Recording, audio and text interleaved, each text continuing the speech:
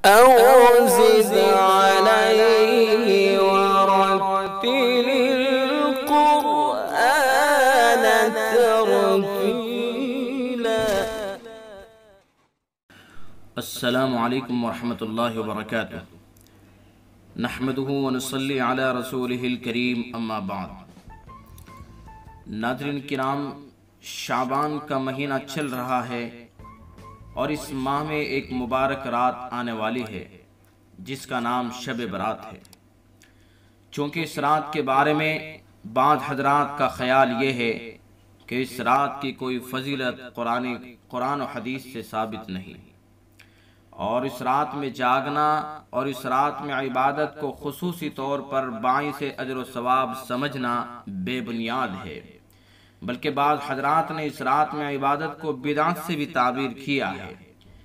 इसलिए लोगों के जहनों में इस रात के बारे में मुख्तलिफ सवालात पैदा हो रहे हैं, इसलिए इसके बारे में कुछ अर्ज कर देना मुनासिब मालूम होता है। उम्मत मुस्लिमा के जो खैरुल कुरून हैं, यानी सहाबा किराम का दौर, ताबीन का दौर, तब ताबीन का दौर, उसमें भी इस रात की फजीलत से फ़ायदा उठाने का एहतिमाम किया जाता रहा है। लोग इस रात के अंदर इबादत का खुसूसी एहतिमाम करते हैं, लिहाजा इसको बिदअत कहना या बेबुनियाद और बेअसल कहना दुरुस्त नहीं। सही बात यही है कि यह फजीलत वाली रात है। इस रात में जागना, इसमें इबादत करना बाई से अजर व सवाब है और इसकी खुसूसी अहमियत है। लिहाजा इस रात की कदर करनी चाहिए और अपना ज़्यादा से ज़्यादा वक्त अल्लाह की रज़ा के लिए खर्च करना चाहिए। अलबत्ता इतनी बात ज़रूर है कि इस रात के अंदर हमें क्या करना चाहिए और क्या नहीं करना चाहिए और ये रात किस तरह से गुजारनी चाहिए, तो इस सिलसिले में चंद बातें पेश नज़र रहनी ज़रूरी हैं। पहली बात, नफल इबादत तन्हाई में और अपने घर में अदा करना अफजल है। लिहाजा शब बरात की इबादत भी घर में करें, मस्जिद में नहीं। हज़रत अब्दुल्ला बिन उमर रज़ियल्लाहु अन्हु से रिवायत है कि हुज़ूर अकरम सल्लल्लाहु अलैहि वसल्लम ने इरशाद फरमाया, इजअलू फी बुयूतिकुम मिन सलातिकुम वला तत्तखिज़ूहा क़ुबूरा। बुखारी शरीफ की रिवायत है, यानी अपनी नमाज का कुछ हिस्सा अपने घरों में बनाओ, यानी नवाफिल घर में अदा करो और उनको कब्रिस्तान न बनाओ कि कब्रिस्तान में नमाज नहीं पढ़ी जाती। इसी तरह शब कदर में भी इबादत का कोई खास तरीका मुकर्रर नहीं। इस रात की फजीलत साबित है और इस रात के अंदर इबादत करने का एहतिमाम किया जाता रहा है, लेकिन इस रात के अंदर इबादत का कोई खास तरीका मुकर्रर नहीं है। कोई भी इबादत की जा सकती है, जिक्र तिलावत, नफिल नमाज, सलात तस्बीह वगैरह, कोई भी इबादत की जा सकती है। किसी इबादत की तखसीस करके किसी इबादत का कोई तरीका अपनी तरफ से मुकर्रर करके और बाकायदा उसका एहतिमाम किया जाए, ये दुरुस्त नहीं है। इसी तरह अपनी हिम्मत और ताकत के मुताबिक इबादत करनी चाहिए। इतना बेदार रहना सही नहीं है कि आदमी बीमार हो जाए। देखिए, अल्लाह के यहाँ घंटे शुमार नहीं होते हैं, बल्कि आपकी इबादत का वजन देखा जाएगा। आपके अंदर कितना खुलूस है, कितने खुलूस के साथ अल्लाह की इबादत की है, इसको देखा जाएगा। इसलिए जितना आसान हो, खुलूस के साथ जितना वक्त गुजर जाए अल्लाह की रज़ा के लिए, उतना जागा जाए और अल्लाह की इबादत की जाए। खामखा के लिए पूरी रात जागना और उसके अंदर वाही तबाही काम करना ये दुरुस्त नहीं है। और इसी तरह से पूरे साल फर्ज नमाज का एहतिमाम किया जाए, ये जरूरी है। पूरे साल फर्ज नमाज एहतिमाम किया जाए। सिर्फ शब बरात में नफली इबादत करके अपने को जन्नत का मुस्तहिक समझना बातिल ख्याल है, धोखा है। यूं अल्लाह ताला मुख्तार कुल और कादिर मुतलक है, जिसको चाहे माफ कर सकता है, उसकी मर्जी है, उसका कोई हाथ नहीं पकड़ सकता। और आगे चलिए, बाज़ हजरात ये कहते हैं कि इस रात में एक मखसूस तरीके से 2 रकात नमाज पढ़ ली जाए तो जो नमाज कज़ा हो गई वो सब माफ हो जाएंगी। ये बात बिल्कुल बेअसल है। अगर इस तरह हुआ करता फिर तो नमाजें पढ़ने की जरूरत ही नहीं थी। बस शब बरात आई, उसमें खास तरीके से 2 रकात नमाज पढ़ ली जाए और जिंदगी भर की, पूरे साल की सारी नमाजें माफ हो जाए। ये बहुत बड़ा धोखा है, ये शैतानी धोखे हैं, इनकी कोई असल नहीं है, कोई बुनियाद नहीं है। इन धोखे के अंदर हमें नहीं आना चाहिए। और इसी तरह से शब बरात में फजूल गप शप में शब बेदारी करना, गलियों चौराहों और होटलों में वक्त गुजारना, सड़कों के ऊपर, रोडों के ऊपर बेकार फिरना, बाइक लेकर के तफरीह के लिए निकल जाना और रेस लगाना, बाइक के जरिए से स्टैंड करना, ये सब बेकार की बातें हैं, बिल्कुल बेसूद, बल्कि नेकी बर्बाद, गुनाह लाजिम का मिसदाक है। इन तमाम चीजों से बचना जरूरी है।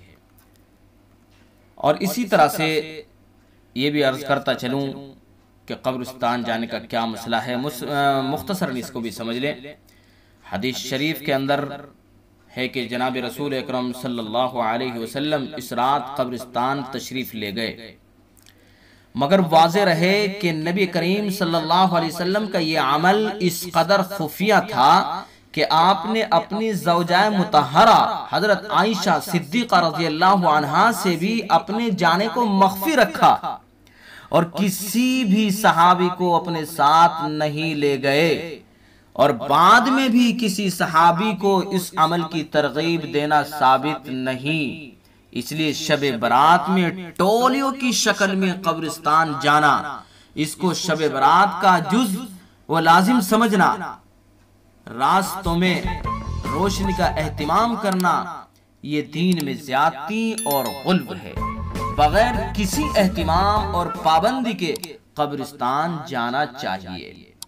हर साल इसको लाजिम और जरूरी समझना ये दुरुस्त नहीं है, बल्कि जनाब रसूल अकरम सल्लल्लाहु अलैहि वसल्लम पूरी जिंदगी में सिर्फ एक मर्तबा इस रात के अंदर कब्रिस्तान जन्नतुल बकी तशरीफ ले गए, और वो किस तरीके से ले गए अभी मैंने अर्ज किया। लिहाजा अगर जिंदगी में कोई एक बार भी चला जाए तो इस पर अमल हो जाएगा, लेकिन इसका एहतिमाम करना कि कब्रिस्तान में हर साल जाना लाजिम और जरूरी है, ये दुरुस्त नहीं है। बल्कि कभी चले जाओ, कभी रुक जाओ, किसी साल चले जाओ, किसी साल रुक जाओ, बाकायदा एहतिमाम और पाबंदी के साथ कब्रिस्तान जाना वो दुरुस्त नहीं है। और आजकल वो हालात जो चल रहे हैं वो भी मालूम है कि गवर्नमेंट की तरफ से, खास तौर से पुलिस से, प्रशासन की तरफ से वो सख्त पाबंदियां की गई हैं।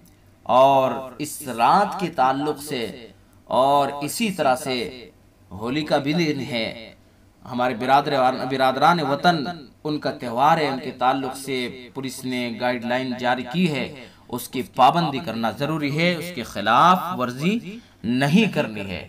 जिस तरह से हम मुसलमान अब तक गवर्नमेंट की, पुलिस की गाइडलाइन को फॉलो करते चले आए हैं, इसी तरह से हम अब भी फॉलो करें। इस रात के अंदर इबादत करना, वो नफली इबादतें की जाए और अपने घरों में रह करके इबादतें की जाए। इस रात के अंदर घरों से बाहर ना निकलें।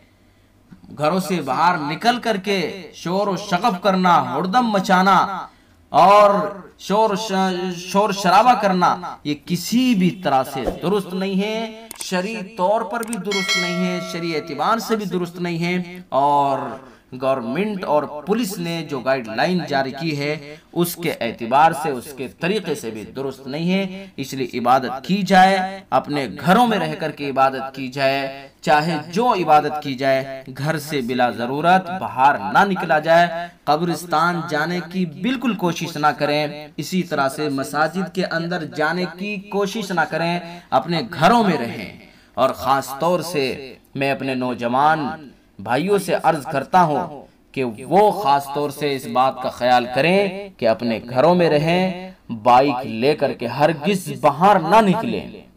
और मैं वालिदैन से, तमाम पेरेंट्स से मैं गुजारिश करता हूं कि खास तौर से इस रात के अंदर अपनी टू व्हीलर की चाबियां अपने पास रखें, अपने बच्चों को ना दें।